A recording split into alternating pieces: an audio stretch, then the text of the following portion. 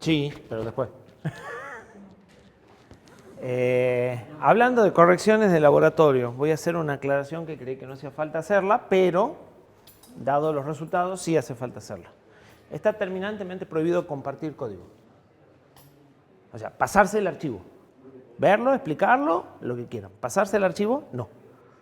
Se nota cuando el archivo no es de uno y le meten mano simplemente. ¿Sí? Y tengo 2 casos de esos, que no quiero que se repitan. Porque no hay parcial, razón por la cual los códigos que desarrollan tienen que ser de ustedes. Con toda la asistencia que quieran, pero de ustedes. ¿Sí? Entonces, no se pasen archivos. Se juntan, lo explican y lo replican, porque de esa forma sí lo van a aprender. Pero metiendo manos sobre el código de otro no lo van a aprender. Así que ya hay 2 personas que tienen 0, porque pasarse código significa 0. Y a partir de hoy van a tener 0 el que lo hizo y el que lo copió. ¿Sí? Así que aprovechemos que este es un práctico barato para equivocarse. Bien. ¿Dudas de lo que habíamos visto? ¿Puede ser que no esté subido el repositorio? O sea, lo... El repositorio de esta clase estaba así, pero ya al final la llegaron a subir. Listo. Ahora ¿repasamos algo o avanzamos? Puede ser así como breve, global. Un repaso así rápido para que paren. Vamos hasta acá que es lo nuevo, porque el otro ya era el repaso de repaso. Llamadas funciones. Dijimos que cuando llamamos a una función, lo que hacemos es desviar el PC a la primera instrucción de una secuencia que se llama entry point y guardar desde donde estamos para poder volver. ¿Sí? Lo que vamos a cambiar es la forma de llamarlo, la forma de volver. No volver se nos tiene. Se considera que el nombre de la función es un puntero a la primera instrucción del bloque de ejecución de la función. ¿Sí? Es un puntero constante, o sea, siempre apunta a la misma dirección, la que le haya tocado una vez que el linker organiza el mapa de memoria. Normalmente nosotros llamamos en la línea 100 de main a una función, escribimos el nombre de la función y sacamos siempre al mismo lugar cuando pasamos por esa línea. Pero para todo lo que vamos a ver o para todo lo que vimos, apareció un puntero que es variable. Eso nos permite llamar a distintas funciones según a dónde apunte ese puntero. Lo mismo que sucede con los datos, nada más que es para funciones. Entonces, podemos definir una variable de tipo puntero a función y le podemos asignar la función A o la función B o la función C. Y eso va a significar que cuando nosotros pasemos por la misma línea del mismo programa, a veces llamamos a una función y a veces llamamos a otra. Lo más parecido que podemos hacer eso sería un if o un switch, ¿sí? Pero acá no tenemos que hacer nada, simplemente tenemos un puntero que señala a una primera instrucción, pero ese puntero es variable, entonces no puedo ir cambiando con el tiempo, ¿sí? Las funciones reciben argumentos y devuelven resultados. Entonces yo voy a poder cambiar estas funciones que sean compatibles, que reciban las mismas cosas y devuelvan las mismas cosas. ¿Sí? Entonces cuando defino un puntero de función, le voy a tener que decir ese puntero a qué tipo de función o a qué firma de función aplica. Es una función que recibe 2 enteros, un puntero y devuelve nada. ¿Sí? Y si trato de asignar una función a ese puntero que no cumple con esa firma, voy a tener un warning y si avanzo lo más probable es que tenga un problema. Hay ciertas cosas que podría hacer. Podría asignar una función que no recibe ningún argumento porque sé que el argumento que viene no le doy bolilla, entonces ya me va a pasar un argumento y yo lo voy a ignorar. Y bueno, eso puede andar, ¿sí? Pero no sería mejor definir el argumento y no usarlo. Bien, esto permite 2 cosas. La primera cosa que permite es que no siempre llame a la misma función en el mismo punto de ejecución. Algo que de la otra forma, la única forma de hacerlo sería poner un switch. Pero de acuerdo a la cantidad de funciones que pueda llamar, ese switch se podrá volver largo. Acá me queda muy elegante, es un solo evento. Y además me permite resolver las dependencias del código en forma externa. ¿Qué son las dependencias del código? Las cosas que mi código necesita. Nuestro objeto GPIO de entrada y salida necesita a las funciones del fabricante. ¿Sí? Entonces es una dependencia. Mi código depende del fabricante. Esas dependencias, las que nosotros venimos usando hasta ahora, del printf, de las funciones de fabricante, de las funciones de archivo, todas esas funciones, esas dependencias, o sea, cuando nosotros llamamos a una función que no es del mismo código, son implícitas. ¿Por qué? Porque están metidas adentro del código. En ningún momento vos expresás al exterior que necesitas eso. Pones el include en el H, llamas a la función y nadie sabe qué sucede. Con esto podemos convertir esa dependencia implícita en una dependencia explícita. Le podemos decir, dame vos la función a la que yo voy a llamar en vez de llamar a una función que quiero. Y eso me permite transportar código. O sea, es una herramienta necesaria para poder hacer código reutilizable. Dijimos que para reutilizar no había que alterar el código que usábamos en dos proyectos distintos. Esto se llama funciones de callback, normalmente en terminología de C, punteros a funciones. Y los vamos a usar en tres cosas, pero ahora voy a hacer al revés, el repaso. Y vamos a empezar con eventos. La idea de eventos es que yo tengo un objeto que resuelve un problema y para o sea, cuando ese objeto que normalmente tiene estados, o sea, acá generalmente hay máquinas de estado metidas adentro, ¿no? Cuando esa máquina de estado llega a cierto estado, yo me quiero alterar. Todo el resto no me interesa. Me interesa cuando llega a cierta condición. ¿Sí? Y lo quiero gestionar externamente a ese componente. ¿Sí? Entonces, lo que voy a hacer es, o sea, el componente va a definir un tipo de función y me va a decir, bueno, vos decime, o sea, dame un puntero a la función que vos querés que yo llame cuando ocurra esa situación. ¿Sí? Nosotros vimos un ejemplo. Tenemos un candado o un gestor de claves o algo por el estilo que resuelve todo el tema de saber cuál es la clave que está definida, el ingreso tecla a tecla, concatenar el ingreso, a ver si ese ingreso es el que corresponde o no, ¿sí?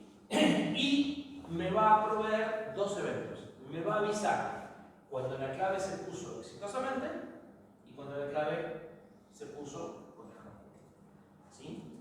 Entonces yo externamente voy a poder decir, bueno, cuando se puso exitosamente, prendo el LED, le mando un cartelito, aviso por TCP/IP a no sé quién, lo que quiera hacer. A ese mismo componente lo puedo usar en 2 o 3 proyectos distintos que hagan cosas distintas cuando pongas la clave adecuadamente. Pero la parte de la gestión de la clave, los componentes de ejemplo que estamos usando son relativamente chiquitos y relativamente sencillos, ¿sí? Porque la idea no es hacer un componente muy complicado, pero ese componente podría ser muy complicado y me lo puedo llevar así como está, sin tocar a otro proyecto que necesite algo. ¿Sí? Entonces, lo que define el archivo H, define el componente, como de costumbre, como lo veníamos viendo, y define un tipo de datos, que ahora vamos a ver la sintaxis en C, que me dice, esto es un puntero a una función que recibe este argumento y devuelve este valor. En particular, padlock event t no devuelve padlock. Recibe un padlock para saber quién es, porque podría haber varios objetos de estos, ¿sí? Entonces, cuando llamo a la función, le digo cuál es el que está produciendo el evento, para que yo pueda interactuar con ese objeto si hace falta. Por ejemplo, si me equivoco, aumento la penalidad del tiempo de ingreso. Pero si tengo 3 candados, tengo que aumentar la penalidad en el candado de que se equivocaron, ¿sí? Y para eso necesito la referencia de quién es el objeto que se equivocó. Entonces, normalmente en los eventos me llega un puntero al objeto para pedirle que haga cosas en respuesta al evento, si quiero. Si no quiero, no lo uso, listo. Entonces, nosotros en esta no lo usamos a esa referencia. En esta sí lo usamos. ¿Por qué viene la referencia? Porque si no viene no tengo forma de conseguirlo. O sea, entonces, a nivel diseño, la pongo la referencia, si te sirve los así, si no, la ignoras. ¿Sí? La firma de la función, o sea, qué cosa para recibir la función está fijada por el diseñador de componentes. Yo me tengo que amoldar. ¿Sí? A esto de decir, yo te defino un tipo de función y vos después escribís una función que cumpla con ese tipo y con esa idea de qué es lo que hace, es lo que se llama interfase. Ahora, una interfase puede ser una función o pueden ser varias funciones, que era el ejemplo que me salté que vamos a volver después. Porque en este caso yo tengo que señalizar una cosa muy concreta. ¿Pasó esto o pasó esto? Una interfaz puede ser algo más complejo. Puede ser toda la operación de un objeto que está por debajo mío. Entonces, en el otro, yo necesito abrir algo tipo archivo y escribir. Necesito que esas funciones sean coherentes entre sí. Entonces me tenés que dar un paquete de dos funciones. ¿Sí? En este caso, la interfaz tiene una sola función. Pero, bueno, esto es cómo se representa en ese diagrama UML que veníamos viendo. Esto es el objeto, que ya lo sabíamos en la clase. Esto es la interfaz, que son funciones o conjuntos de funciones. Y estos son los procedimientos que nosotros escribimos que no existen en realidad para nada. O sea, no existe escribir procedimientos sueltos en el mundo. Vamos a ver el código.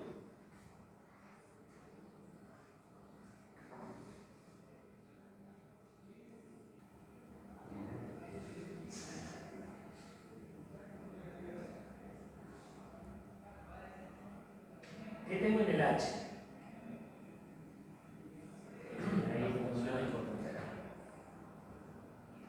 Tengo el puntero a estructura para el objeto, que ya esto es lo mismo que teníamos, y tengo el famoso puntero a función.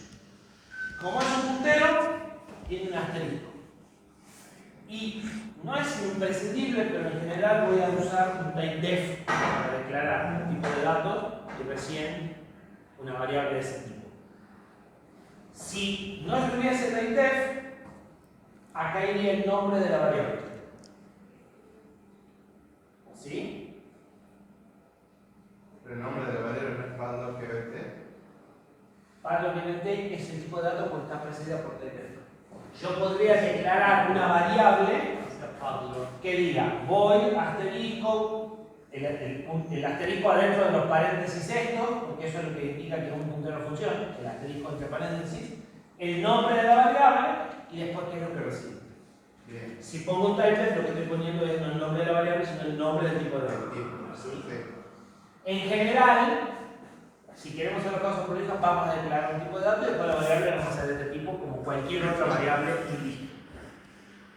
Esto es que devuelve la función, esto es que recibe la función, no van nombres, solo van tipos de datos, o sea, recibe un int, voy a asterisco, ¿sí? No puede llevar nombres, solo lleva los tipos de datos, coma. Y aparecen estos dos paréntesis en el nombre con el asterisco adentro del paréntesis. Y eso es sintaxis, o sea, que se escribió en C, decidió que esa era la forma. Tengo la función de creación del objeto que recibe la clave, una función a la cual va a llamar cuando todo esté bien y una función a la que va a llamar cuando esté mal. ¿Sí? Entonces, yo creo el candado y le doy dos funciones. Desde afuera, le digo cuando la clave esté bien, hace esto, cuando la clave esté mal, hace esto. Y después el resto de las funciones son, no tienen diferencia. La única que es interesante, que también es un patrón que se utiliza cuando está planteado como patrón, son las funciones del tipo tick. Este candado tiene que leer el teclado, ver si hay ingresos, concatenarlos y repetir eso indefinidamente. Si yo hago el lazo adentro del objeto y necesito dos candados, o tres candados, o un candado y algo más, o hago el lazo en uno o hago el lazo en el otro. Entonces lo que se hace es una función que tiene lo que sería el cuerpo del lazo sin el cierre. Lo que falta es el do while, nada más. Y esas funciones se suelen llamar tick.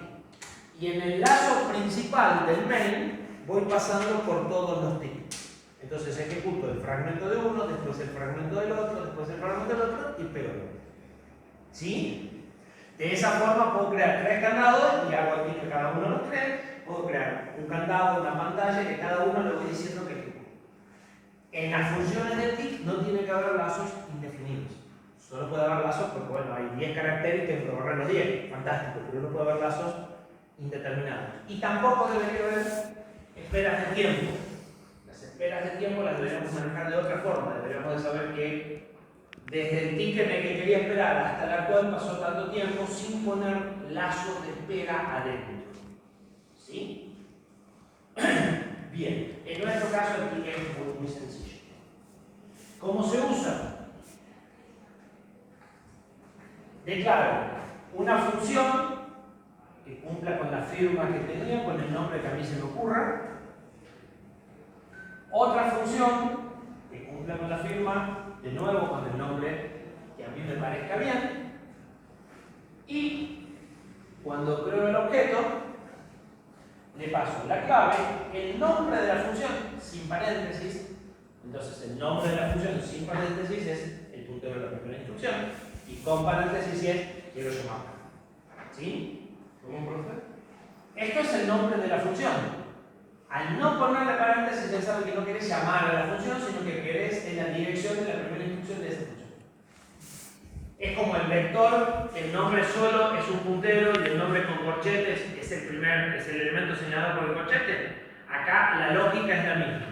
El nombre de la función es un puntero a la primera instrucción y el nombre con paréntesis implica que querés llamar a esa función. ¿Sí? Entonces cuando la manejamos como puntero, nunca van los paréntesis. Y cuando la quiero invocar, van los paréntesis. Claro, y eso es porque Pando Create está. Pidiéndome 2 punteros a funcionar.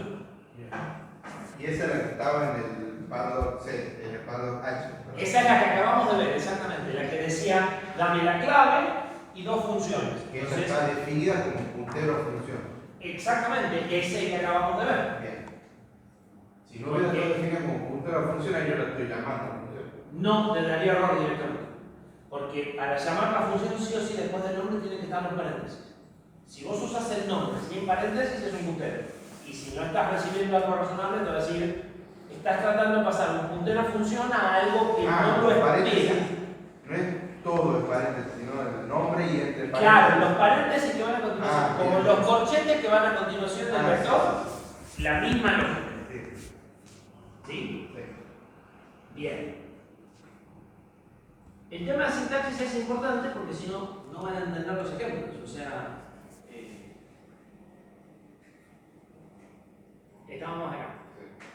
Y a partir de ahí, yo hago el lazo, llamo a todos los tics, tengo un solo tic. Y cuando llamo al tic, él internamente va viendo si pasó la clave, si es correcta y si no es correcta. Y si es correcta, me va a llamar a esta función. Y si es incorrecta, me va a llamar a esta función. Y si no, no va a hacer nada.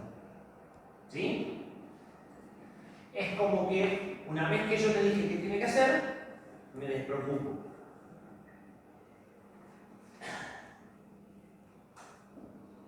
Vamos a ver el C. Corresponde. Tengo la estructura que declara 2 variables del tipo puntero a función. ¿Sí? Acá voy a recibir lo que me pasan en el create y a eso con paréntesis lo voy a usar para llamar a la función que me hayan dado cuando haya un error o a la función que me hayan dado cuando haya un ok. En este ejemplo los nombres coinciden, no tienen por qué coincidir. ¿Sí?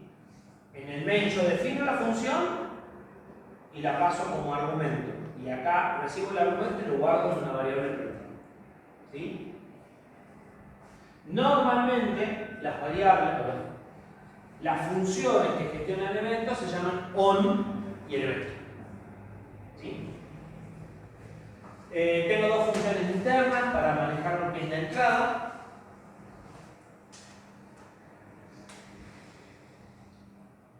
tengo la creación donde recibo la clave y la guardo en su variable privada, pongo la penalidad en 0, recibo esta puntero como cualquier otra variable y lo guardo en esta variable como cualquier otra variable, y con este lo mismo, con la única diferencia que estos son punteros a funciones, ¿sí?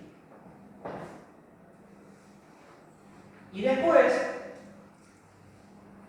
cuando puse la clave bien, me fijo, por las dudas, si ese puntero de función apunta a una función y no a ningún lado, ¿sí? Entonces, me fijo si el puntero no es null, y si el puntero no es null, la llamo a la función agregándole los paréntesis y el argumento. Entonces, acá la estoy usando como variable y acá la estoy usando como función.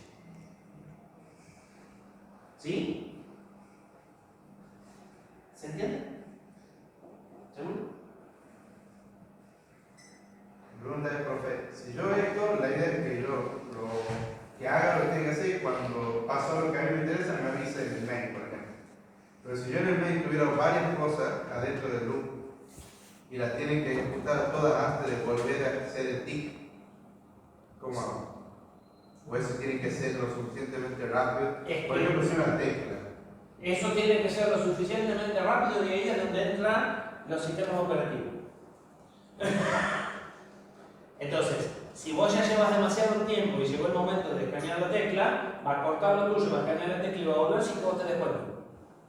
Entonces vas a poder tener varios loops que funcionan a distinta velocidad, o lo que vas a decir es el más importante, este que sí que te dice. ¿Sí? Conceptualmente por ahí va la parte del sistema operativo. Porque como estos tics demoran distinta cantidad de tiempo después de lo que hagan, y depende de lo que yo haya puesto en la función. Porque si en la función que yo le di me pongo a hacer cosas que no debo, o sea, yo llamo al tic y el tic llama a mi función. Y hasta que eso no termine, no va a volver. ¿Se entiende? Entonces, cumplir las temporizaciones con esto puede ser un problema. Depende de lo que estemos resolviendo, depende de las velocidades.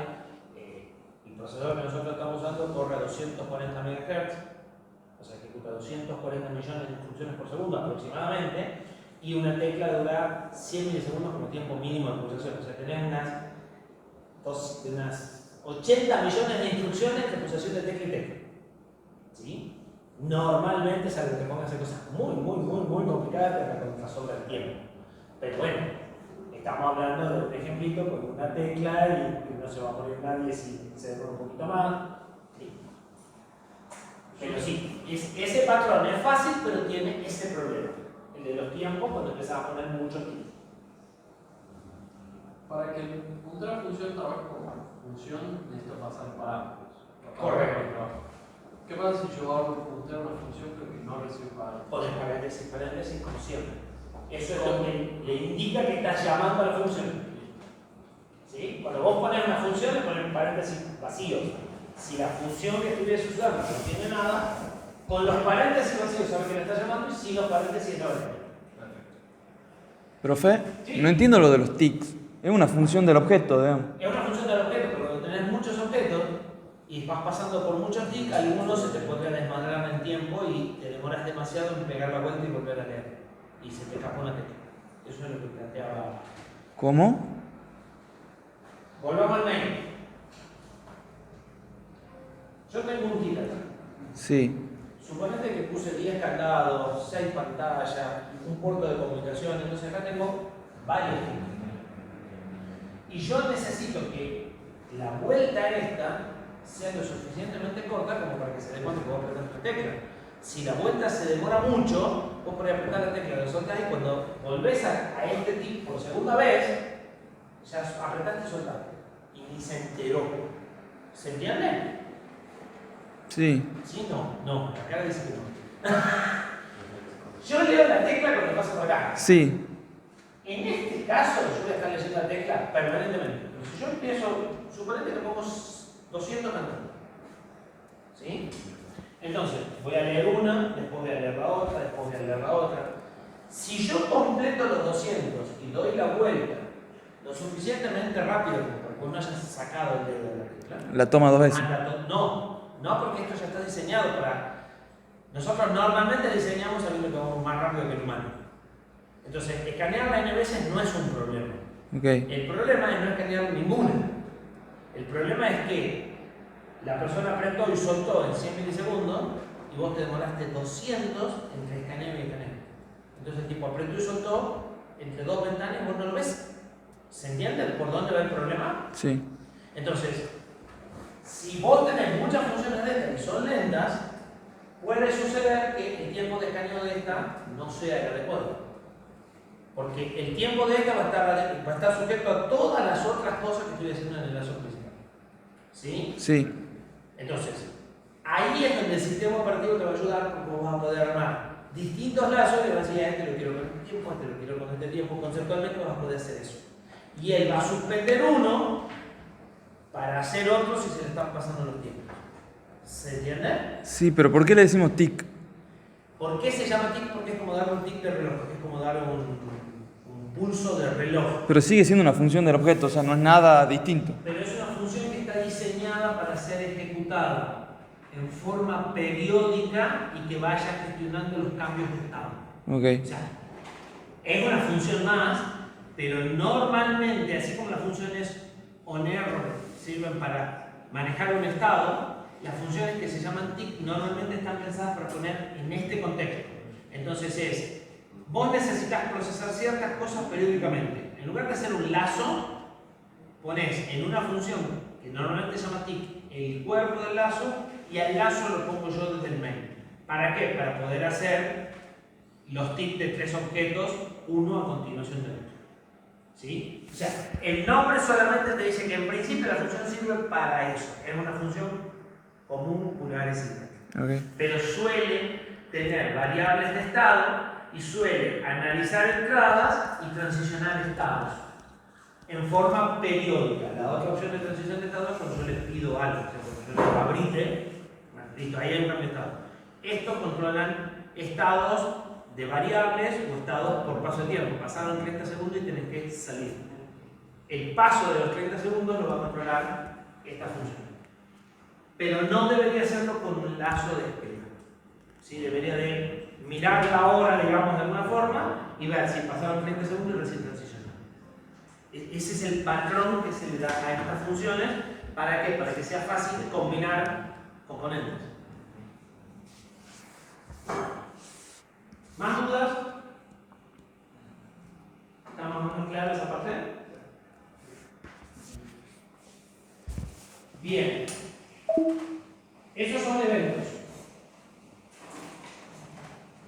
Otro uso de las funciones de callback son, en lugar de tener una función específica para una cosa en particular, tener un conjunto de funciones para manipular algo.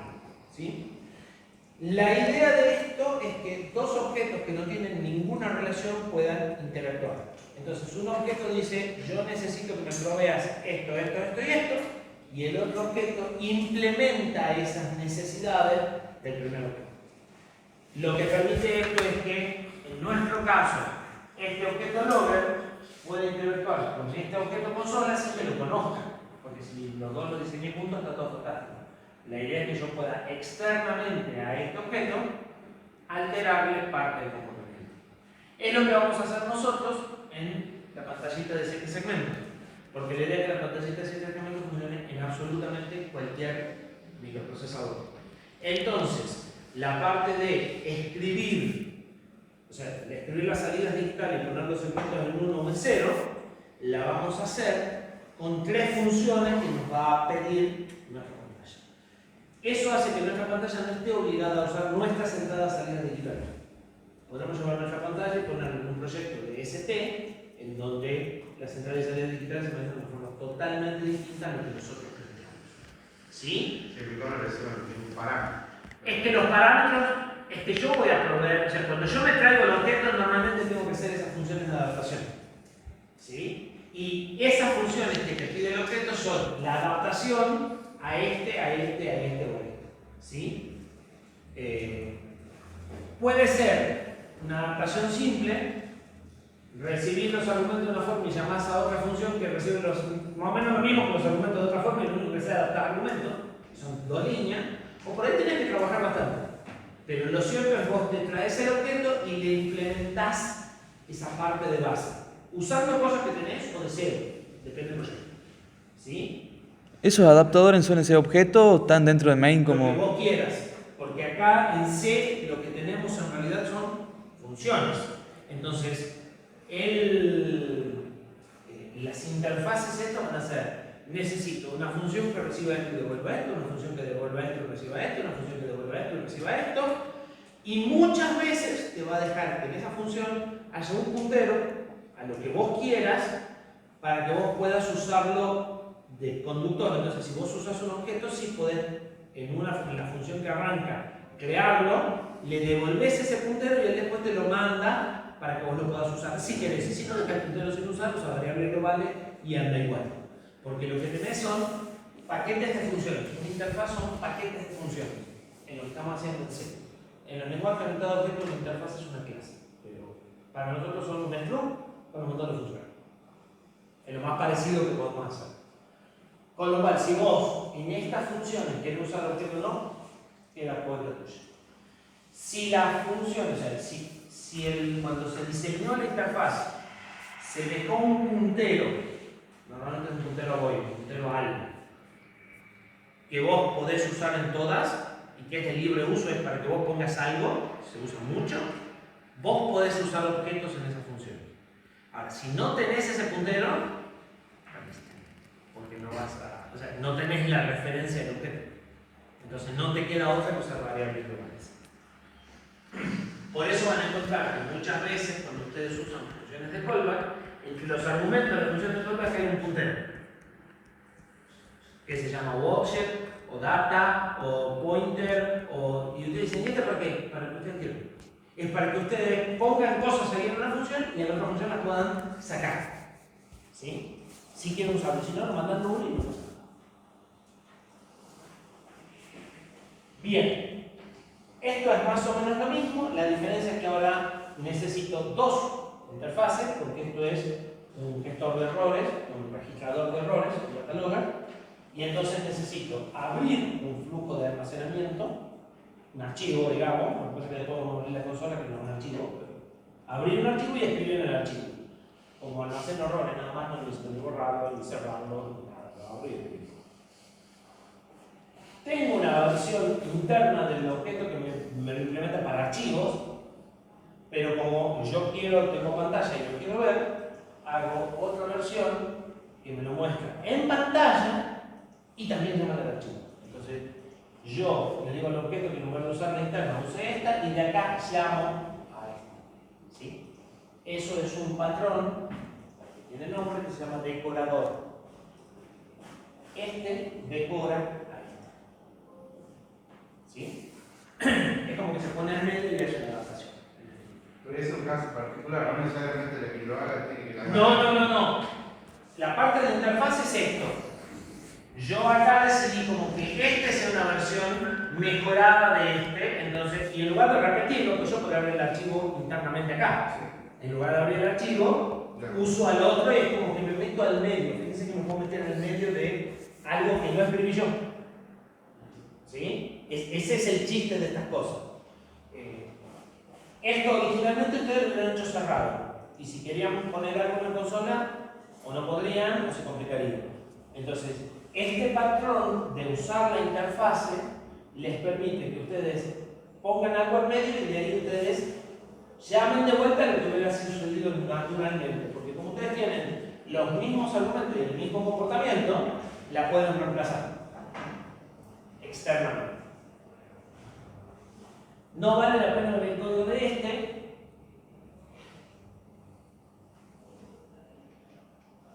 Y el último patrón es cuando yo quiero recibir eventos, pero en varios lugares.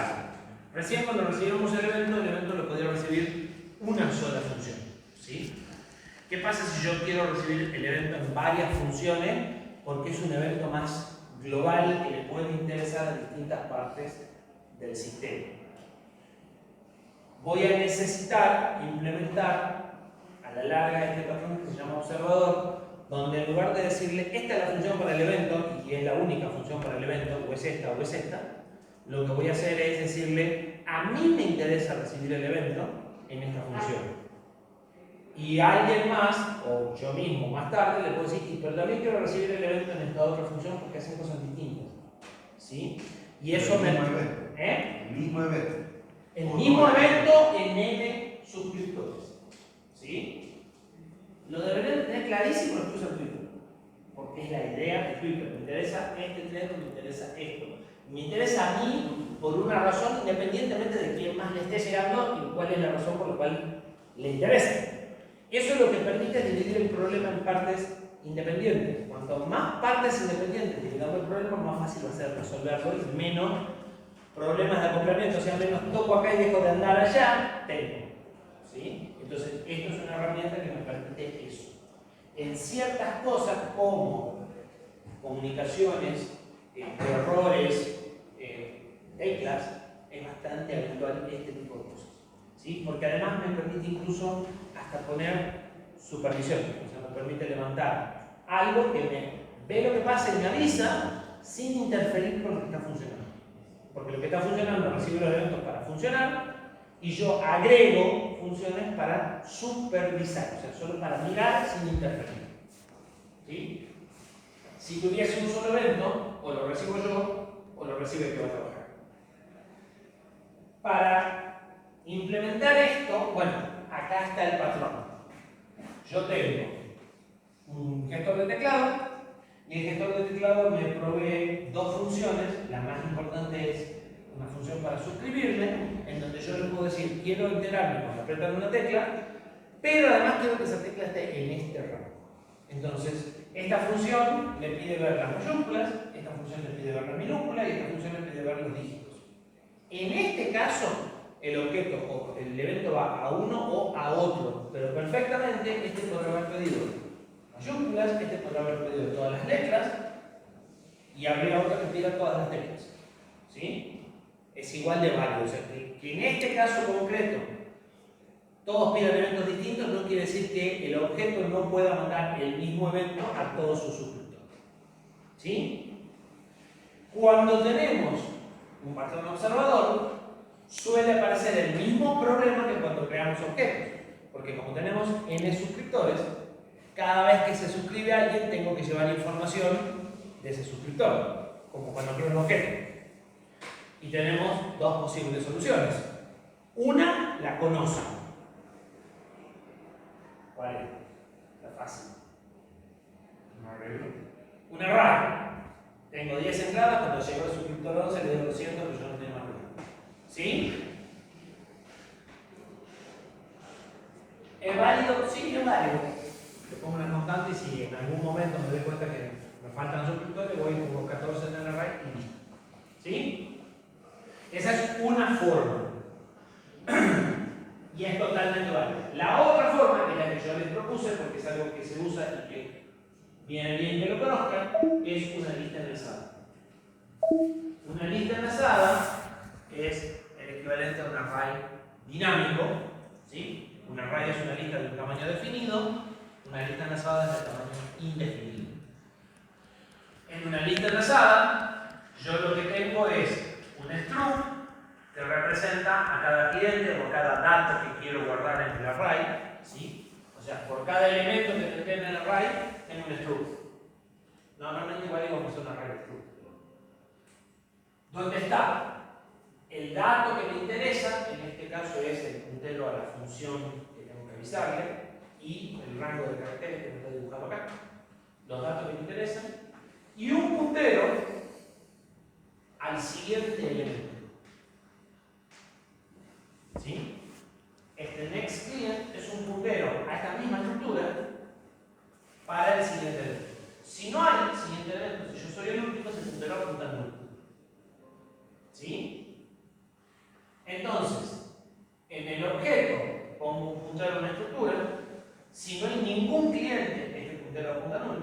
Si hay un cliente, creo una de estas estructuras con malo, la apunto con este puntero y el siguiente es nulo. Y si hay creo un segundo cliente, creo una segunda estructura y o muevo este y apunto al que estaba, o el nuevo lo pongo a continuación y lo mando a nulo. Pero voy jugando con mover el puntero del siguiente, ¿sí? O quién es el siguiente. El problema de las listas simplemente enlazadas, que es lo que estamos describiendo, son las que usan NextClient, es que yo puedo de este pasar a este, de este pasar a este, pero no puedo volver para atrás. Porque una vez que llegué a este, no tengo un puntero que me lleve al interior. Y cuando yo quiero borrar este elemento, necesito ese puntero para mandarlo al siguiente. ¿Se entiende? Entonces, me puedo quedar internamente en el proceso borrado con un puntero del anteúltimo por las dudas, o puedo usar una lista doblemente enlazada que tiene dos punteros. Uno al siguiente y otro al anterior. Y el primero apunta a 1.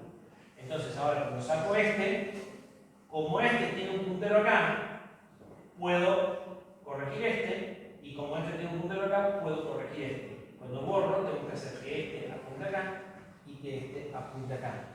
Pero con este y con este tengo acceso a estos dos para corregirlos. Entonces es más fácil el borrado. ¿Se entiende? Y borrarlo significa desuscribir. Borrarlo significa resolver los punteros, claro, significa desuscribir en este caso, una vez que lo saqué de la lista, cuando yo se genera un evento, recorro toda esta lista viendo si le interesa, lo llamo, si no le interesa, paso al que sigue. Si lo saqué de la lista, bueno. Entonces, esa lista es para todos los que se quieran suscribir a todos los eventos. Exactamente. No hay uno para cada evento. Podría, pero en este caso que son teclas y tengo 600 teclas, tener 600 listas no es una buena idea.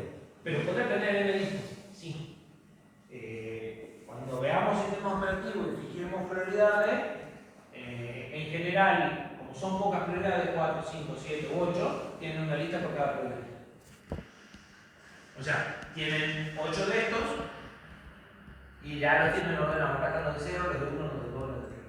Y si se van enlazando cada uno al que sigue, pero tenés 8 listas. Voy a tener todas las listas que quieras. Una lista es un puntero. Porque este objeto está igual, esté en la lista o esté en una lista separada, o sea, no cambia. ¿Sí? Entonces, tener más listas, lo único que te cambia es la cantidad de punteros iniciales. Ejemplo de listas simplemente enlazadas que venimos usando aquí. Esta es la famosa rama o etiqueta o lo que quieran, y este es el commit anterior, el anterior, el anterior, y este es el primero. ¿Sí? ¿Profe? ¿Sí? Como en este caso yo quiero uno para todas las minúsculas, otro para todas las minúsculas y otro para los dígitos. Eso está acá. Así podría haber hecho 3 listas. No, porque una no sé para qué, cada no, tecla. porque como está definido, yo le digo desde qué tecla hasta qué tecla querés. Alguien me podría haber dicho quiero de la A a la F. Entonces, no hubieran que hacer una colección de listas. O sea, como está planteado, es imposible hacer en listas. Porque cuando vos te suscribís, le decís, quiero desde tal tecla hasta tal tecla. Y el rango lo fijás vos arbitrariamente.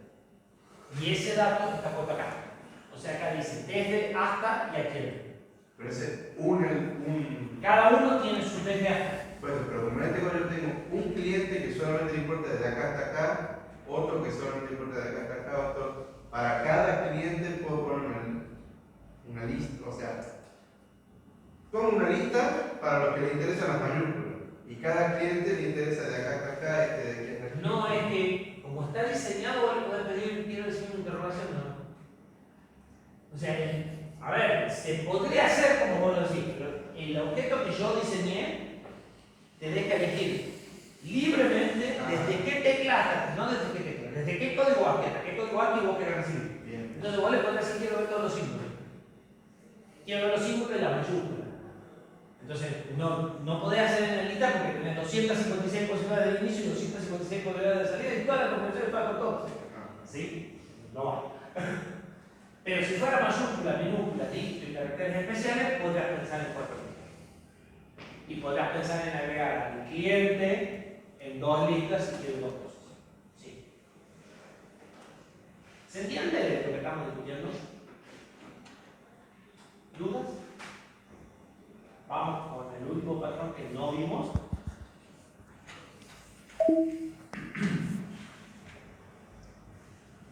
Las diferencias entre los patrones son sutiles. A veces van a decir, ¿y es más o menos lo mismo? Sí, es más tiene que ver con el problema que queremos resolver y con cosas como si es una función, varias funciones, que es más o menos lo que hace la función, ¿sí? O sea, son sutiles. Otro patrón que vamos a ver y no vamos a usar directamente es un patrón estratégico. En el patrón estrategia, yo defino un componente, defino una interfaz, o sea, todo lo que venimos poniendo define funciones call, define interfaces, ¿sí? Por eso recién lo vemos ahora. Y básicamente lo que le puedo decir es a este tipo de datos procesarlo con esta función, a estos valores de datos procesarlo con esta función, a estos valores o a estas situaciones procesarla de esta función. Es muy parecido a lo que sería un case, ¿sí? Pero bastante más flexible. Entonces, vamos a ver un ejemplo así bien concreto. Vamos a hacer una calculadora que no sabe hacer ninguna operación. Lo que sabe hacer la calculadora es determinar cuáles son los dos operandos, cuál es el operador, o sea, es esto, asterisco esto, o esto resta esto, igual le vas a tener que decir, la resta se hace así, la suma se hace así, el producto se hace así. Entonces él te va a pedir una función de operación en la cual vos le vas a decir, este símbolo matemático se ejecuta por esta función. Todas las funciones las reciben dos enteros y devuelven un entero. Todas las funciones son operadores binarios. ¿Sí? Puede suceder que la calculadora ya tenga algunas funciones de base, o sea, la calculadora sabe sumar y restar, por ejemplo. Pero el chiste es que yo te puedo agregar la multiplicación a la calculadora de afuera con los números, decirle el asterisco es A por B. ¿Sí? Y sin modificar todo el procesamiento de los paréntesis, cuál va la prioridad de cuál y todo eso. Todo eso estaría dentro del calculador. Yo lo único que hago es decirle cómo se resuelve algo chiquito en el contexto del problema. A veces esto se utiliza, por ejemplo, para comparar. ¿Cómo se comparan dos números? De una forma. ¿Cómo se comparan dos cadenas? De otra forma. ¿Cómo se comparan dos alumnos, dos objetos? ¿Cómo se comparan dos autos? ¿Se pueden comparar dos autos? Y sí, se define un criterio por la potencia. Bueno, pero para comparar le tendría que decir una función, mira, yo te doy dos autos, puedo decir cuál es mayor o menor. ¿Sí? Porque si trato de comparar todas las cosas que existen en el universo es imposible. Entonces, es bastante habitual tener funciones de búsqueda y ordenamiento a las cuales vos le tenés que decir cómo se compara lo que estás tratando de ordenar. Y poder ordenar autos, poder ordenar personas, poder ordenar números, con tal y cual se comparan así. Entonces, cuando se comparan, ella sabe si son iguales, mayor o menor, sabe cómo ordenar y cómo buscar. Y todo el problema de ordenar está resuelto. Tenía la función genérica que ordena y yo lo que hago es digo, quiero que ordenes este tipo de cosas comparándolas de esta forma. ¿Sí? Ese tipo de cosas son las que resolvemos con este patrón. Pero yo no modifico la forma que ordena, sino modifico ¿cuál es mayor o menor? Nada más. O sea, ¿cómo los evalúa para determinar si este va alto o después del otro? O si son el mismo. Normalmente las funciones de comparación, es muy habitual que tengas que definir funciones de comparación en los objetos, devuelven 0, 1, menos 1. 0 son iguales, menos 1 es el primero menor que el segundo y 1 es el primero segundo mayor que el segundo. Y con eso ya podés buscar y ordenar. Porque podés determinar si son iguales o podés determinar cuál va a ser. ¿Sí? Bueno, vamos a ver el código de la calculadora.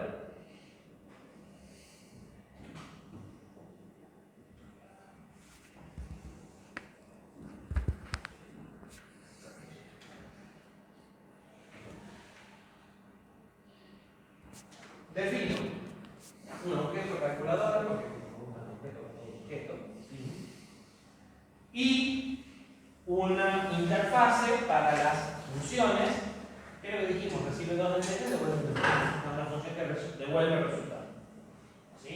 Entonces, si vos querés hacer una operación, me tenés que dar una función que reciba dos enteros y me devuelva el resultado de la operación que sea. El objeto tiene un create y tiene un app operation en donde le digo, este operador, el asterisco, el más o el menos, se resuelve con esta función. ¿Sí? Obviamente, creo el calculador y agrego todas las instrucciones y recién lo empiezo a usar, ¿verdad? Y después tengo una función para calcular. Y ya me trae dos funciones escritas para si las quiero usar, una para sumar y otra para restar. Pero yo decido si las voy a usar, porque por ahí en el calculador que yo voy usando necesito sumar y ahorro espacio no usando la función de suma, que está ahí escrita, pero no me sale. Profe, ¿Sí? la función anterior, calculator, ¿para qué recibe calculator? ¿Por qué recibe el objeto? ¿Cuál? ¿Está? Sí. Recibe el objeto porque ahí está toda la información de, la instrucción, de cómo se opera. Y recibe la cadena que querés operar. O sea, 2 más 3. Ahora vamos al menú. Y ahí vas a terminar de ver cómo se usa y después lo metemos cómo se hizo.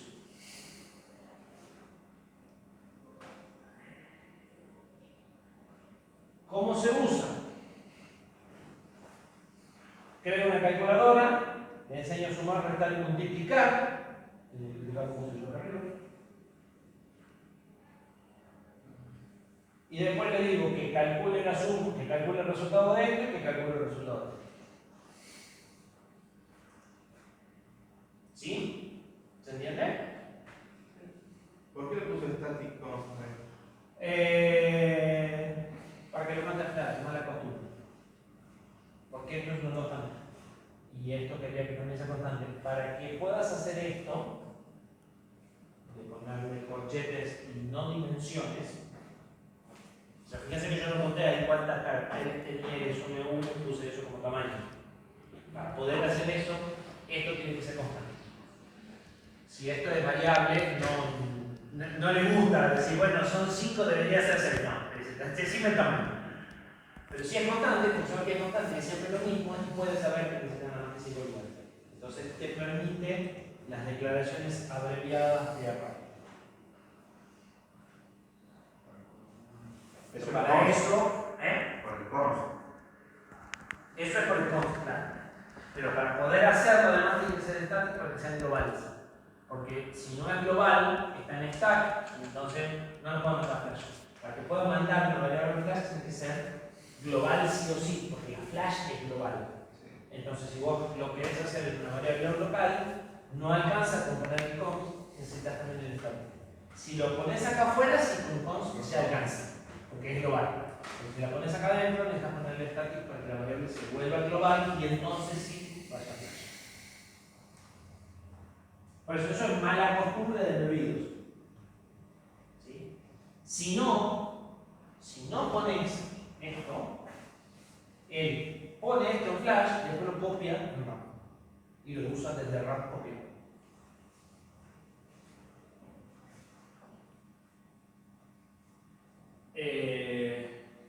¿Dudas hasta ahí? Bien. En la implementación, esta también usa una variable, una lista, pero como no espero quitar instrucciones en el medio, o sea, no. ¿Cuál es el patrón de uso? Una calculadora de unas instrucciones y después opero, no vayan sacando instrucciones en la mezcla, que es muy poco probable. Entonces, es más, no te di remove operation, te di solamente add operation. Entonces, usé una lista simplemente enlazada. ¿Sí? Donde tengo el operador, la función que lo implementa y el puntero al siguiente elemento de la lista. La calculadora que tiene el puntero de la primera operación. ¿Profe? ¿Sí? ¿Por qué puso el typedef y el struct separado? ¿No podría poner Porque, typedef, struct, operaciones, todo entre paréntesis, al final asterisco, operación? ¿cómo que querés que ponga? ¿Vos querés que ponga esto acá y el puntero acá? Claro. No, porque esto es un puntero a la misma estructura. Esto es esto. La estructura tiene un puntero a ella. Entonces necesitas primero declarar el puntero para poder meterlo adentro de la estructura. ¿Sí? Entonces hacemos lo mismo que hacemos con los objetos habitualmente, aunque le pongamos uno en el río de abajo. De esa forma les digo, operación T, que es un puntero de estructura, y cuando defino la estructura puedo estructura a la que apunta. Bien. ¿Sí? Por eso está en dos partes.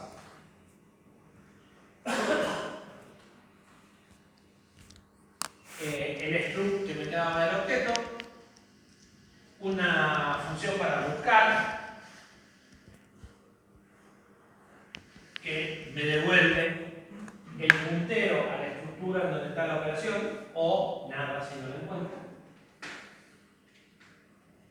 La creación del objeto que tiene el puntero, o sea, el único que hago es crear el struct y el puntero apuntando al null.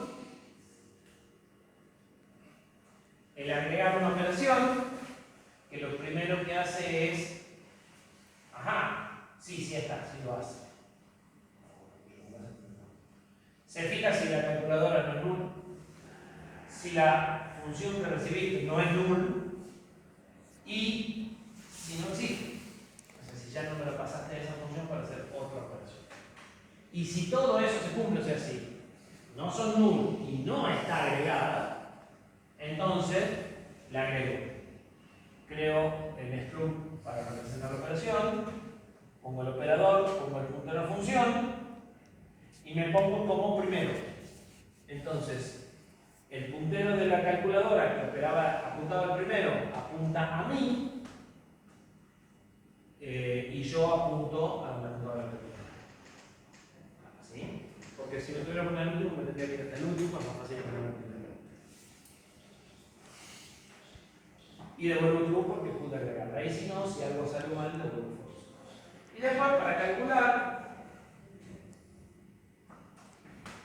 no me esmero mucho, busco alguno de los que están declarados como operador. Cuando lo encuentro, digo hasta la izquierda, hasta la derecha, lo convierto en enteros y ya no. O sea, como calculadora es un desastre.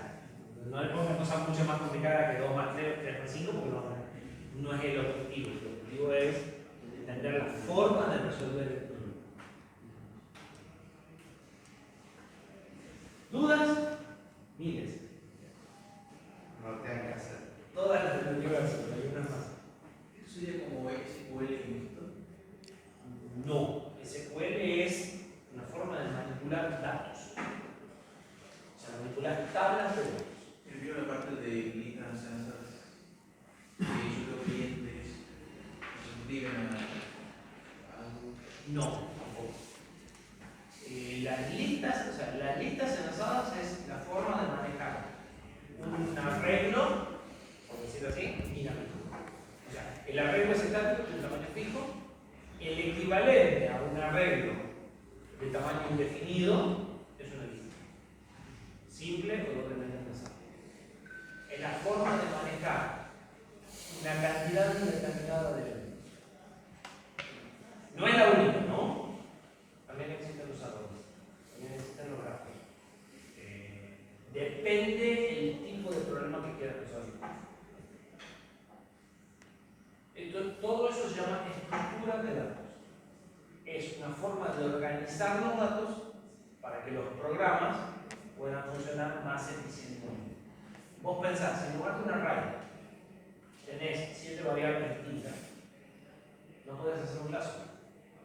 Para sumar los 7 elementos, tenés que hacer A más B más C más D. Ahora, cuando vos lo organizas como un vector, como un array, donde los 7 elementos están consecutivos y tenés garantizado que son del mismo tipo y del mismo tamaño, entonces podés usar un lazo. El algoritmo, la forma en la que operas con los datos, depende de cómo están organizados los datos. Por eso, computación tiene una materia que se llama estructura de datos y algoritmo. Porque vos organizás los datos para poder manipularlos de una forma más eficiente, ¿sí? Porque hay una relación muy fuerte entre cómo los procesas los datos y cómo están organizados los datos en memoria o en tu fuente de identidad. ¿Sí? Las listas, las pilas, los árboles son formas de organizar datos para cubrir ciertos tipos de problemas, para resolver ciertos tipos de problemas. Las pilas sirven, por ejemplo, para recorrer sistemas, o sea, las pilas sirven para recorrer árboles. Entonces, si vos estás en un laberinto y te encuentras con 2 bifurcaciones, eso es un árbol, porque cada vez que llegas a un punto tenés 2 o 3 posibles caminos. Si vos no empezás a dibujar, se arma un árbol. igual que el sistema de carpetas de archivo, también es un árbol, ¿sí? Donde un padre tiene n hijos. Acá no hay padres o hijos, cada elemento tiene un siguiente o un anterior, nada más. En un árbol, un elemento tiene n hijos. Entonces, si vos vas, cada vez que tomas una decisión, apilando lo que hiciste, cuando volvés, desapilás. Y la estructura esa de apilar y poder acceder al elemento superior, ¿sí?, es ideal para recorrer un árbol. Por eso se utilizan las pilas en el procesador para guardar las descripciones de retorno, porque las llamadas a funciones son un árbol. Si vos vas dibujando esta función llama esta y esta llama esta, pero esta también llama esta, lo que te queda es un árbol. Entonces, por eso se usan las pilas. Las pilas están muy hermanadas con los árboles. Entonces, hay patrones, hay cosas que después de estudiar se encuentran. Para este tipo de problemas, esta estructura de datos y este algoritmo que aprovecha esa estructura de datos son más eficientes. ¿Sí? Eso es lo que estamos viendo. Y con la parte de objetos pasa un poco lo mismo. Bueno, si yo tengo un objeto que hago esto y un objeto que se complementa de esta forma, resuelvo este tipo de problemas donde yo necesito cambiar esta parte del código.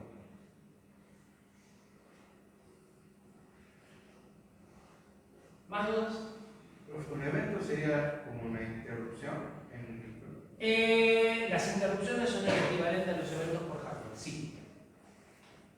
Si se quiere.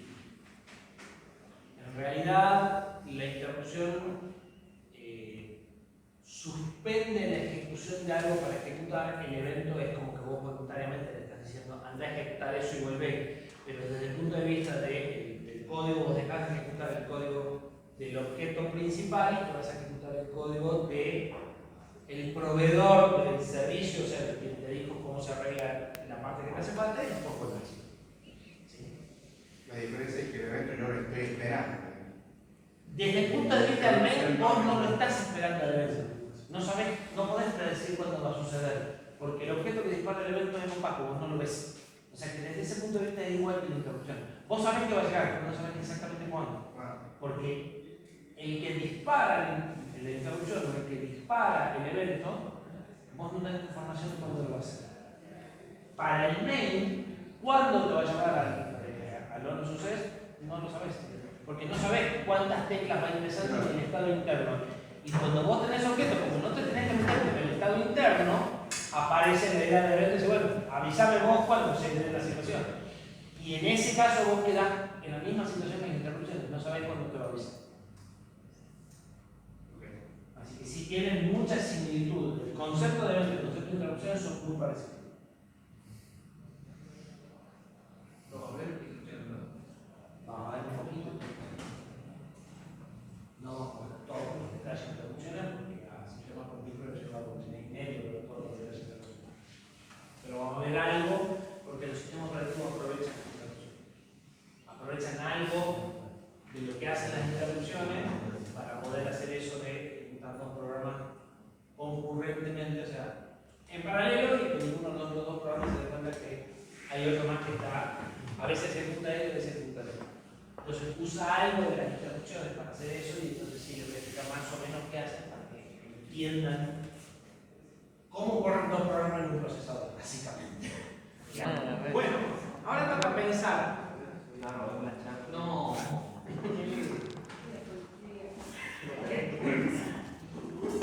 Profe, Las soluciones con el tiempo es que pensar antes de hacer cosas que son más hace falta. Entonces, Igual que tenés plata. igual, ser más barato. ¿Qué debería ser nuestro objeto pantalla? Pensemos que el objeto es toda la pantalla, o sea, los 4, 6, 7 o 14 dígitos. Mi primera intención sería que pueda manejar cualquier cantidad de dígitos. O sea, que cuando yo lo cree, le diga, mira, vos estás manejando la pantalla de 4, de 7 o de 14 dígitos. ¿Sí? Entonces, la pantalla son un conjunto de dígitos de 7 centímetros. ¿el punto no cuenta como parte del dígito? Es una excelente pregunta.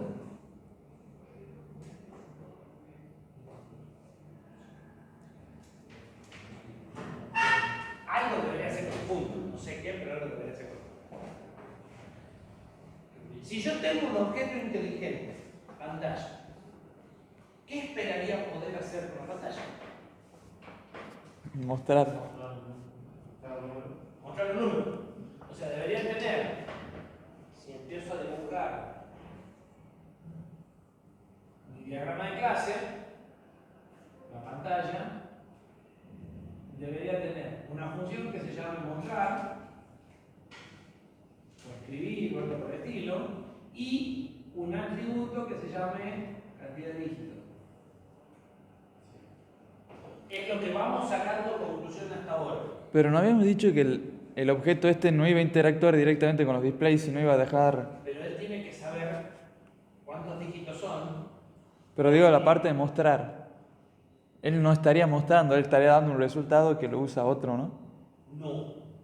Ahí vamos. Olvídate por ahora de la parte de... O sea, pensemos que el objeto hace todo y después saquemos el pedazo que nos molesta. Ok. Si yo tengo una pantalla, ¿qué esperaría? Mostrar y que muestre. ¿Sí? Esta pantalla es multiplexada. ¿Qué quiere decir que es multiplexada?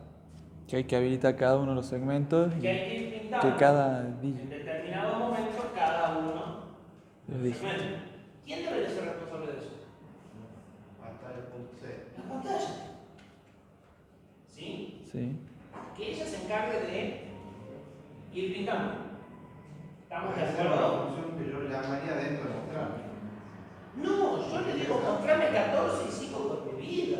Y ella se queda mostrando 14. El Hasta que le digo multiplexador, 17. el multiplexador estaría dentro de No mostrar. piensen en código. ¿Por qué? Pero No sí, piensen en cómo lo van a programar en C, porque lo saben pero no lo saben. pero hacer eso no sería que esté laburando en paralelo y no puedo laburar en paralelo en micro. Podés más de lo que vos crees. Ok. Desde el punto de vista de yo te doy a elegir, o sea, la pantalla la voy a hacer yo y te doy a elegir a vos cómo usar. ¿Qué te gusta más? ¿Hacerte cargo vos de multiplicar o me hago cargo yo? El objeto. ¿Sí? ¿Cómo vamos a coordinar el multiplexado con el resto? Ya lo vamos a ver. Está ahí, ya lo vimos. Ok. Incluso, ya lo vimos. ¿Sí? Pero debería ser responsabilidad de esta saber que si pasó X tiempo con este dígito, que te pasará este, y que de ahí pasó a este, y que cuando llegó al último, que volver a empezar. Sí. Y debería ser responsabilidad de este saber que si tiene que mostrar el 123, acaba el 1, acaba el 2 y acaba el 3. Y qué barritas son las que corresponden para el 1, para el 2 y para el 3. Todo eso debería ser problema de la pantalla. ¿Sí? Yo como usuario debería decirle mostrarme tal número, ponerme el punto en tal lugar, prenderme tales puntos, o prenderme tales segmentos. Por ahí se me ocurre escribir hola, entonces le voy a mostrar un número y le podré decir mostrarme una, o sea, este segmento, porque quiero que algo raro. Pero mucho más allá de eso, No. no. Si nos está escapando la tortuga con algo. ¿Apagado? Apagado es una de las cosas, debería poder apagarlo. Decirle no muestres nada. Sí. Pero no estaría dentro de mostrar. Depende. Si mostrarme siempre un número, sí, tiene que ver con esta, podría tener una función que le voy a apagar y borro todo. Pero depende de qué recibo mostrar por ahí. Si logro mostrar me sirve para las dos cosas, por ahí no. ¿Sí? Bien. ¿Cómo podemos manejar el multiplexado? ¿Qué tiene que hacer el multiplexado? Prender el display y los segmentos. Tiene que prender los segmentos y el punto común, o sea, esto tiene 7 líneas donde están todos los segmentos en paralelo y 4 líneas, o n líneas, donde están los puntos comunes. Para que se prenda un segmento yo tengo que poner un 1 acá y en nuestro caso particular un 1 acá porque hay un trasito. ¿Sí? Y se va a prender este segmento. ¿Cómo es el algoritmo multiplexado? Prendo, habilito, digamos. Prendo esto, o sea, lo ideal sería apagas todos, porque si no se ve el movimiento. Vamos a ver, entonces, si voy a escribir los segmentos de acá y después cambiar, se me da. Entonces, apago todos, pinto los segmentos, o sea, supongamos que estaba en este. Este es el que está aquí arriba.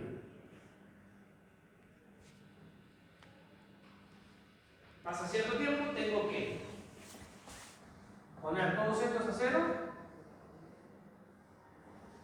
pintar los segmentos que correspondan a esta posición, como estaba en esta, pero la posición que sigue, buscar qué número quiero representar, fijarme qué segmentos necesito para ese número, escribir esos segmentos acá y después poner un número.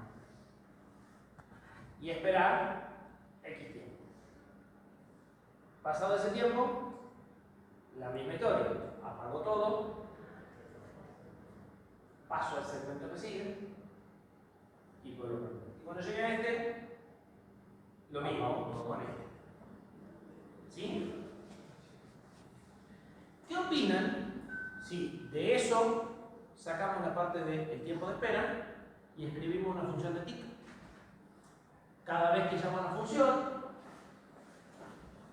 apaga todos, pasa al que sigue, pinta el segmento y lo prende. ¿Se entiende? Y entonces, el refresco, lo voy a hacer del programa principal, llamando tick suficientemente rápido o con las suficientes veces por llamada por segundo. Y no podré tener dos objetos, uno que me haga, no sé, multiplexado y otro que sea pantalla, ¿Para qué? para que no tener el main que yo darle el tiempo. O... No, sino que, a ver, el tiempo no se lo vas a dar en el main al final. Vamos a poner una interrupción periódica. Y ahora sí, cada 6 milisegundos, anda. llama tiempo. Ok. ¿Sí? Pero suponete que tuvieses dos pantallas.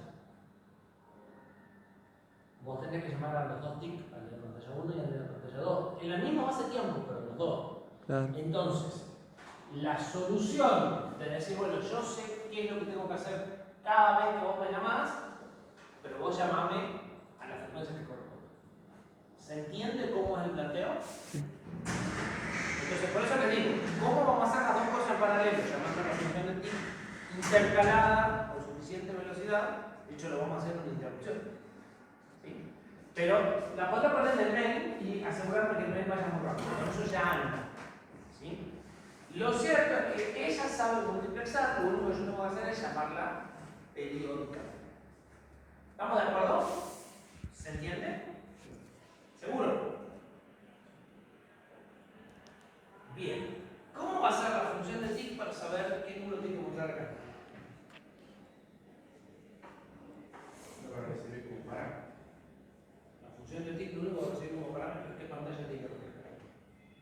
O sea, es a vos, de las tres pantallas que tenemos, vos sos la que tenés que reflejar. Entonces, Nada más. un campo del objeto tiene que ser el número que va a mostrar, el objeto de pantalla. El objeto tiene que tener la imagen que tendría que generar. Porque cuando yo llamo acá, preparo la imagen y después lo voy pasando. ¿Sí? Entonces, acá debería tener lo que normalmente se llama una memoria de video. Donde tengo la imagen de cada uno de los segmentos, en este caso de cada uno de los bits, que tengo que plasmar. Porque las pantallas normalmente no tienen dos objetos, pero tienen dos procesos. Yo le digo que quiero que se muestre, después ella refresca el mostrado. ¿Sí? O sea que primero... La adaptación se hace a través de una memoria de video. O sea, genero una imagen de lo que quiero mostrar y la que refresca saca de esa imagen y plasma en el pedazo que corresponde. O sea, primero le digo qué es lo que quiero que muestre y después le digo mostrarlo. Cada vez que... En realidad se lo estoy diciendo a los dos al mismo tiempo. Porque yo el pasar lo hago por un lado o con una frecuencia y el mostrar en otro momento. Claro. Entonces, el acoplamiento entre esas dos cosas se hace con una memoria. Cuando yo le digo mostrar, preparo ya toda la imagen y el que refresca es un algoritmo mucho más bobo que saca ese pedazo de imagen y lo manda a las salidas que corresponden. Pero no tiene que pensar qué está mostrando. Solamente va a tener, ¿qué va a tener nuestra memoria de video? 38 segmentos. Si es de 4. Y entonces va a copiar los 8 segmentos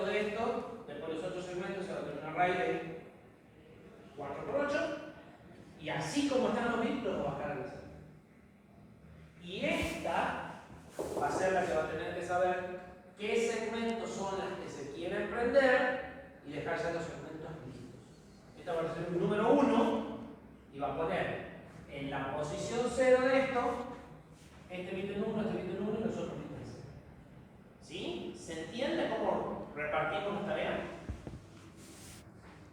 Habitualmente es así. Habitualmente las pantallas tienen la memoria intermedia de video, donde ustedes preparan la imagen que se tiene que ver y el sistema de refresco consume eso y lo plasma en la memoria física. Pero, profe, esa memoria de video, yo le digo, quiero esto, se almacena en la memoria de video y si lo hago una sola vez, cada vez que yo refresque la pantalla se va a estar mostrando lo mismo. Exacto. O sea que no necesito llamarlo constantemente a la memoria, o sea, cargarle algo a la memoria de video, sino lo hago una sola vez. Es que cuando vos querés cambiar lo que se ve, Lo cambio. alterás la memoria de video y el de refresco siempre está bajando a la memoria de video a lo que vos ves.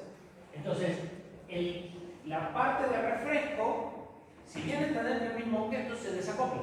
Sí. La parte de refresco tiene que solo leer y escribir en la parte física. Y vos, cuando querés mostrar algo, El cambio. elaborás la imagen, la plasmás en la memoria de video y el refresco empieza a refrescar la nueva versión. Sí. ¿Sí? ¿Se entiende? Sí. Bien. ¿Con eso estaríamos? No me falta poder leer lo que está. ¿Para qué? Para hablar. O sea, si yo quiero poner una alarma en tal hora, creo que poder ver qué hora es. Soy una pantalla. Solo muestro datos. La hora lleva el voto, no problema. La hora que la lleva el reloj. ¿Sí? La pantalla lo único que hace es mostrar. ¿Se puede leer una pantalla? Sí. En este contexto tiene sentido, no. La única razón para leer una pantalla sería ver qué es lo que está pensando el usuario. Entonces, si el usuario tiene dos teclas y elige cosas en la pantalla, puede ser útil leer. Ahora, dado que eso siempre sale de una variable que se manda a pantalla, y va a leer la variable que teníamos hoy y dejar de copiar el video. ¿Sí? Hay pantallas que se pueden leer, pero en general no debería ser tan grande. Porque la pantalla es clave, o sea, vos le estás bajando información a la pantalla. Bueno, acordate que lo que escribiste usa eso. ¿Sí? Así que no vamos a leer la pantalla. Profe, y la lógica que almacena en la memoria de video, la que forma la imagen, digamos, Sí. ¿es propiedad de la pantalla? O sea que también faltaría hacer eso, ¿eh? Claro, pero está hablando de mostrar, o sea, está en la función mostrar. Ok. Esa es la que traduce Lo que números a segmentos y organiza la memoria de video a lo que corresponde. Y después la de refresco, que sería la función de tick, como la pusimos ahí, que es la que copia una parte de video a la parte física y en la próxima copia la que sigue. Entonces, las dos funciones. Y mostrar. ¿Y con eso estamos? ¿Qué necesitamos hacer? Repasemos qué cosas tiene que hacer el reloj. Y les aviso que la vez que yo lo hice a este, dije, sí, está. Si no se dan cuenta, estaría falta. ¿El parpadeo? ¿Qué quiere decir que parpadee? Que ya no tiene que estar mostrando constantemente, sino tiene que en un tiempo dejar de mostrar. Apagado. Pero cambiar el 0 y el 1 Hay que habilitar y antes de que se Porque fíjense que nosotros en algunos casos queremos que parpadeen estos dos. Entonces, ¿qué es lo que tengo que hacer? En el refresco, pinto todos, en el refresco me salteo estos dos. Claro. ¿Se entiende? Porque si lo prendo uno sigue uno no lo voy a ver. Porque parpadea a una velocidad humana, medio segundo prendido y medio segundo apagado, esto se refresca 50 veces por segundo completo. Entonces, tengo que hacer, si quiero medio segundo, 25 prendidas, 25 apagadas. Para algunos dígitos. ¿Sí? Entonces, no tengo que parar el refresco. Lo que tengo que hacer es decir, en lugar de bajar los segmentos, no bajo nada. 25 pasados, bajo los segmentos, 25 pasados, no bajo nada. Y eso debería ser, eso le debería decir yo a TIC. O Eso se lo debería decir yo a la pantalla. Yo le debería decir a la pantalla, quiero que parpadee el dígito 2 y 3 y que la de TIC sepa que como está parpadeando y lleva 20 de los 25, o sea, el producto debería quedar metido acá adentro. okay. Entonces, necesitaría o que esta mostrada le pueda decir que tienen que parpadear, o necesitaría una función para decirle parpadeame el 1 y el 2, el 1 y el 3, el 1 y el 4, ¿sí? Claro. O sea, debería decirle lo que te dije que muestres, no lo mostré fijo, después lo mostré parpadear. ¿Sí? Entonces, necesitamos una operación para parpadear. ¿Sí? Mi propuesta es parpadear desde el dígito A hasta el dígito E. Entonces puedo hacer parpadear todo, puedo hacer parpadear del 1 al 2, del 3 al 4, y con eso resuelvo todo lo que aparece en el reloj. Casi. ¿Qué más falta? ¿Qué le pasamos a mostrar? Y ahí depende. Empecemos a definir. Le podemos pasar qué es lo que quiero mostrar en cada uno de los segmentos o un string con todo junto. Mucho más fácil. O sea, separado. Ojo con los strings, porque los strings tienen caracteres y no todos los caracteres los podemos mostrar. De hecho, solo podemos mostrar 10 de los 256 posibles. Y con un poco de esfuerzo podemos mostrar, bueno, el espacio, podríamos mostrarlo 11, y la F, Haga. siendo muy creativos, podemos llegar a 17 de los 256 caracteres posibles. Podemos recibir una cantidad de caracteres y si no está acá, va a espacio, chao. Pero suena medio ineficiente. Entonces, ¿Cómo no? Claro, pero allí también puede pasarme de los 999. los trunca. ¿Por qué no es solo Porque no existe. O sea, recibir un string es un string y, bueno, te fijas que sean los números, no son los números, pero no existe el concepto de string no son los números. El string es un string porque tiene cualquier carácter. Si no, lo que tendrás que recibir es un array CD. Eso sería tu string con solo número. Un array donde lo que viene son 4 bits y viene un número de 0 al 9. Entonces ahí sí, bien, podés poner la F. Más de eso no te podés pasar porque son 4 bits. ¿Sí? No es una opción para hacer recibir un array de CD. Entonces, por cada. Y sería más fácil porque ya estaría separado. Ya estaría separado. Los de CD tienen un problemita. Sumar 2. Cuando quieras hacer más 1, Pero eso ya no es problema de mostrar. no es problema de la pantalla, es problema del reloj. También puede ser más de no mostrar. Puede ser mostrar que recibe una cadena, o mostrar que recibe un número, o mostrar que recibe un PCD, o lo cual usa. Tampoco cambia tanto. ¿Sí? Sí. Bien. Podemos mostrar un número, no sabemos muy bien si va a ser un número o va a ser una cadena, pero podemos mostrar un número. Podemos hacerlo parpadear. ¿Qué falta? Los puntos. Necesitamos prender este punto, o este punto, o todos los puntos, que los puntos estén quietos o que parpadeen. En principio no está muy detallado, pero podríamos pensar que los puntos parpadean. No, los puntos parpadean no, porque cuando el reloj está en hora, solo parpadea. Así que el parpadeo del punto S va a tener que ser distinto del parpadeo de los dígitos.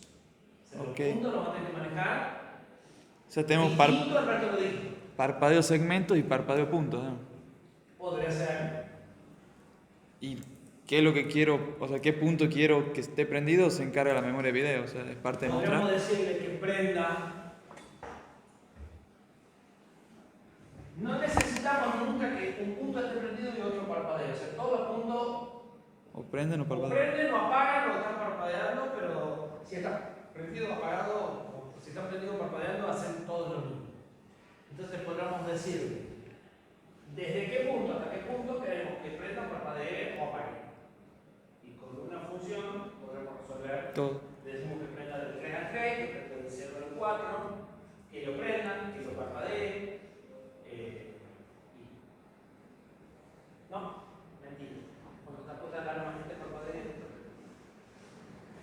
O sea, que es independiente.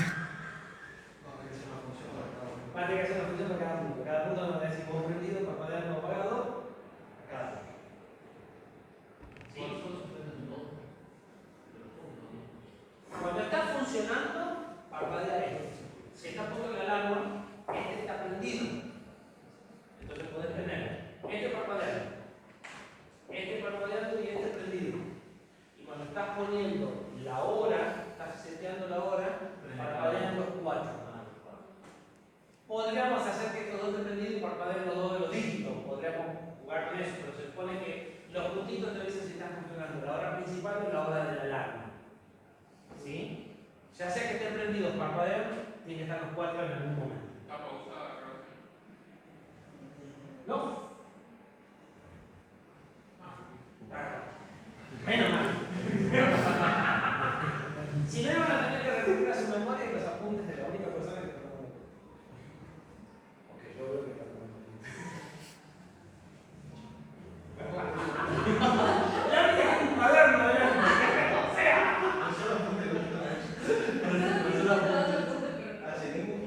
Hay una anotación de algo de lo que está. Es mejor que nada. Bien. Más o menos sabemos lo que queremos hacer. ¿Podemos llegar a empezar a construir eso?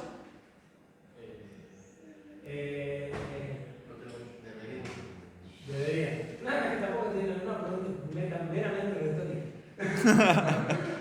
Pero el lab 5 no era antes de poner a hacer. El lab 5 es hacer la calculadora, que ya les mostré.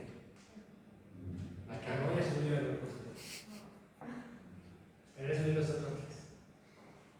Sí, porque si no estamos Si no, complicados. se puede pegar, que no es la idea. Pero, a ver, es sencillo. Es bien sencillo, está en la ecuación de por dónde va y está el diagrama de Meier que dice cómo se llama la función. Le faltan los argumentos, normal, no son. ¿Sí? Es como para que hagan algo con los punteros. Y el plato fuerte del puntero es el lab que estamos empezando, que es esto. ¿Y eso sería otro repositorio? O O el 2 y 3, el de los dos laboratorios sencillitos de alumnos, pónganlo ahí. ok. En una carpeta separada. Hagan un mail y fíjense acá. ¿Sí? Porque tienen muchas probabilidades de problemas de asignaciones, de punteros, de sintaxis, entonces que más o menos terminen de asentar eso. ¿Sí? Si copian el mail que venimos usando y crean la carpeta ahí en SRC, eso debería compilar y andar. De hecho, yo hice 3 carpetas y cada una tiene un número, así que pueden sacar el mail que es el pero es el mismo que hicieron para el valor. Bien, nos vemos el viernes con placa. La idea es yo voy armando boquetes y programando también ya el que sí. Espera que para la grabación.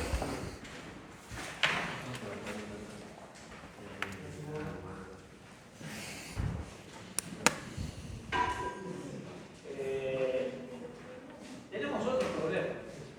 La clase está grabada. ¿Qué le dices? ¿Sin audio? Ella tiene el audio. ¿Va a tener audio? Sí. Le mando el video y subir el audio.